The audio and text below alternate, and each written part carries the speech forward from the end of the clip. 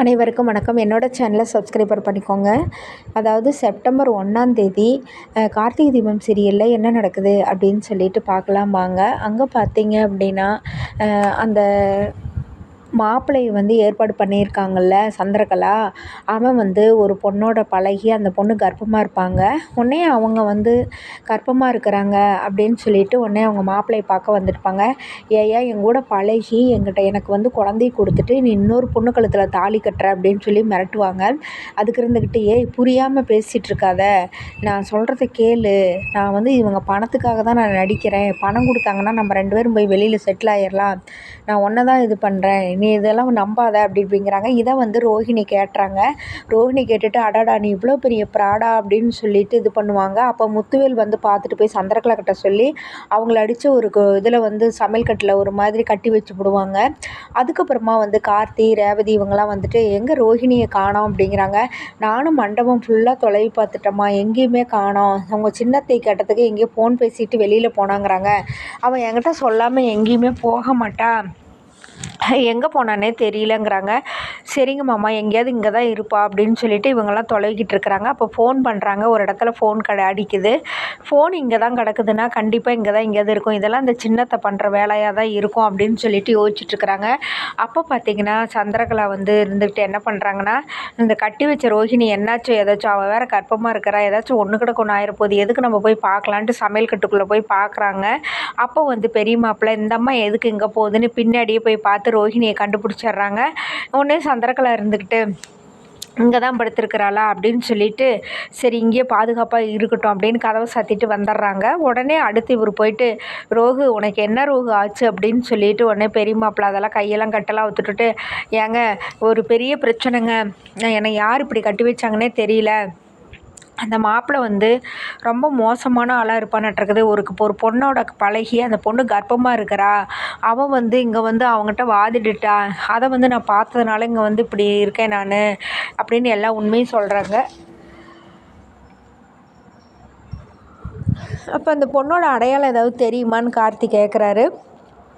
தெரியும், அவங்க இப்படி இப்படி இருக்காங்க அப்படிங்கிறவங்க, அவங்க ரொம்ப முடியாமல் இருந்தாங்க, ஆஸ்பத்திரி தான் போகிறதா சொன்னாங்கங்கிறாங்க. அப்படியா, அப்போ ஏதோ ஒரு ஹாஸ்பிட்டலில் அவங்கள இருப்பாங்க, அவங்க அடையாளம் சொல்லுங்கள் அப்படி இப்படின்னு சொல்லிட்டு கேட்குறாங்க. அந்த பொண்ணை எப்படியாவது கண்டுபிடிச்சி கொண்டு வந்து அம்மா அத்தை முன்னாடி நிறுத்தினா தான் அந்த கல்யாணம் நிற்கும் அப்படிங்கிறாங்க ரேவதி.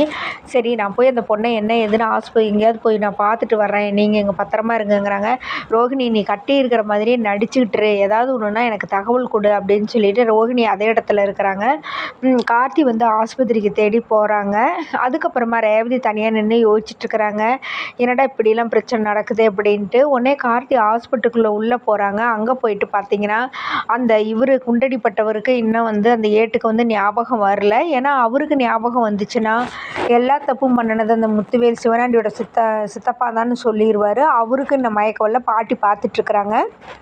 இந்த சூழ்நிலையில் அந்த கர்ப்பமான பொண்ணு வந்து அங்கே தான் அட்மிட் ஆகியிருக்குது அதே ஹாஸ்பிட்டலில். அதுக்குள்ளே சந்திரகலா ஃபோன் பண்ணி சிவனாண்டிக்கிட்ட சொல்லிடுறாங்க, இந்த மாதிரி வந்து பிரச்சனையாக இருக்குது அப்படி இப்படின்ட்டு எல்லாம் சொன்னோன்னே சரி நான் அந்த கர்ப்பமாக இருக்கிற அவள் வந்து அந்த ஹாஸ்பிட்டலில் தான் இருப்பாள், எங்கே இருக்கிறான்னு கண்டுபிடிச்சி நான் தூக்கிடுறேன் அப்படிங்கிறாங்க. ரவுடிங்களை விட்டு அந்த கர்ப்பமாக இருக்கிற பொண்ணை வந்து தூக்கிட்டு போயிடுறாங்க சிவனாண்டியோட ஆளுங்க. பாட்டி பார்த்துட்டு ஐயோ இப்படி வாய் வயிறுமா இருக்கிற பிள்ளைய பிடிச்சிட்டு இப்படி தூக்கிட்டு போகிறானுங்களே, ஐயோ இங்கே யாருமே இல்லையே அப்படின்னு அவங்க ஒரு பக்கம் புலம்புறாங்க. அப்போ கார்த்தி வராரு. வந்தோடனே என்னாச்சு அப்படிங்கிறாங்க. இன்னும் இவருக்கு மயக்கம் தெரியல, இன்னும் சுயநினைவுக்கு வரலப்பா, வந்து சொன்னால் தான் நம்ம 2 குடும்பமும் ஒன்று சேரும் அப்படிங்கிறாங்க பாட்டி. அதுக்கடையில் வந்து ஒரு கர்ப்பமான பொண்ணு வந்து இந்த மாதிரி வந்து 4-5 ரவுடிங்க தூக்கிட்டு போயிட்டாங்க கார்த்தி அப்படிங்கிற விஷயத்தையும் சொல்கிறாங்க. சரின்ட்டு அவனுங்களை தேடிக்கிட்டு கார்த்தி போகிறாரு. அப்போ ரேவதி ஃபோன் பண்ணுறாங்க. தனியாக யோசிச்சுட்டு என்னாச்சு அப்படிங்கிறாங்க. கண்டுபிடிச்சிட்டியா அப்படிங்கிறாங்க. அதெல்லாம் அதுக்குள்ளே ஒரு பிரச்சனை ஆயிடுச்சு, இந்த 4-5 ரவுடிங்க வந்து அந்த கர்ப்பமாக இருக்கிற பொண்ணை கூட்டிகிட்டு போயிட்டாங்க, எல்லாம் உங்கள் சித்தியோட வேலையாக தான் இருக்கும் அப்படிங்கிறாரு. சரி நான் என்னென்னு பார்த்துட்டு உனக்கு கால் பண்ணுறேங்கிறாங்க. அப்போ வந்து ரேவதி பலமாக யோசிச்சுட்ருக்குறாங்க. அப்போ வந்து தங்கச்சி சுவாதி அங்கே வராங்க. வந்தோடனே ஏக்கா என்னச்சு இப்படி யோசிச்சுட்ருக்குற அப்படிங்கிறாங்க.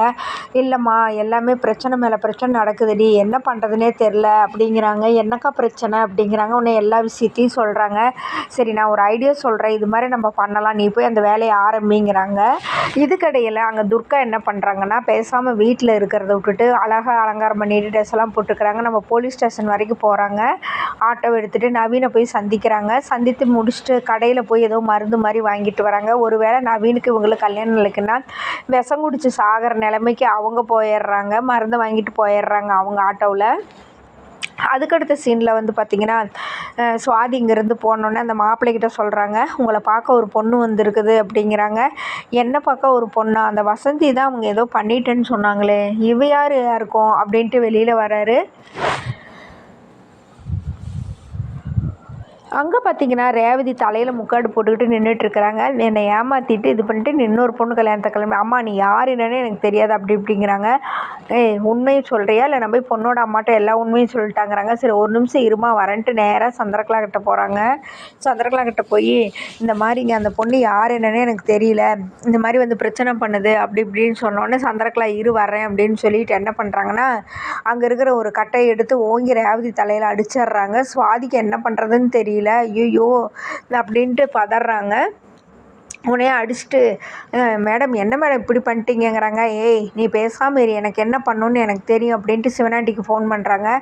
ஃபோன் பண்ணி இங்கே பாரு என்ன பண்ணியோ இது பண்ணியோ தெரியாது, இங்கே ஒரு பிரச்சனை ஆயிடுச்சுங்க, நீங்கள் வந்து ஒரு கார் எடுத்துகிட்டு வந்துட்டு இந்த பொண்ணை கூட்டிகிட்டு போங்கங்கிறாங்க. உடனே ரவுடிங்களும் அங்கேருந்து வராங்க. சுவாதி இதெல்லாம் பார்த்துட்டே இருக்கிறாங்க. ரவுடிங்கெல்லாம் எல்லாருமே வந்துடுறாங்க. வந்துட்டு அந்த பொண்ணை வந்து தூக்கிட்டு போகிறாங்க. தூக்கிட்டு போயிட்டே இங்கே பாரு அந்த வசந்தா எங்கே இருக்கிறாள், அந்த கற்பமாக இருக்கிற பொண்ணை அடைச்சிருக்கிற அதே சிறையில் கொண்டு போய் இவளையும் கொண்டே அடைங்கடா அப்புறமா பேசிக்கலாம் அப்படின்னு சொல்லிட்டு கூட்டிகிட்டு அவனுங்க அவளை தூக்கிட்டு ரேவதியை தூக்கிட்டு போயிடுறானுங்க. அதுக்கப்புறமா இங்கே வந்து அந்த மாப்பிள்ளை பையன் கேட்குறான், ஏங்க மேடம் எந்த பிரச்சனையும் வந்துடா, டேய் பிரச்சனையெல்லாம் முடிஞ்சிருச்சுன்னு நினச்சிக்கடா போடா கம்முன்னு அப்படிங்கிறாங்க.